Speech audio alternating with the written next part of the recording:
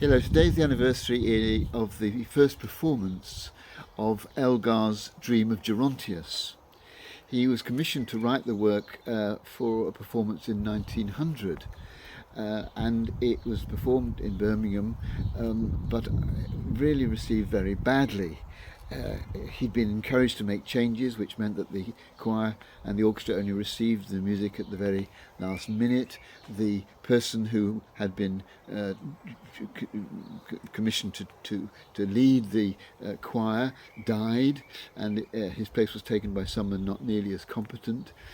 Two of the three singers, soloists, were on very bad form on the day. The choir struggled, having only had one rehearsal with the orchestra. It was a disaster, and the reaction of the audience was very disappointing, so that Elgar wrote to his publisher, "I have allowed my heart to open once. It is now shut against every religious feeling and every soft, gentle impulse forever." In other words, he was just so hurt by the reaction to a piece of music into which he had poured his whole soul, his whole being, that he was closed in on himself. Of course, that didn't last, because the next performance in Germany was a rapturous success, and the first performance on this day in 1903 in Westminster Cathedral produced 20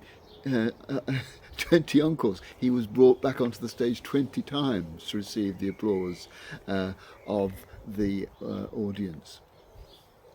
But it seemed to me that there are times in our lives too when we pour our heart into something.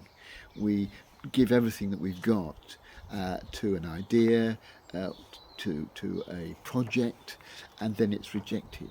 Or maybe we share something that's deep within us, some important memory, something that we're feeling that maybe we're slightly shy about, we're slightly ashamed of maybe.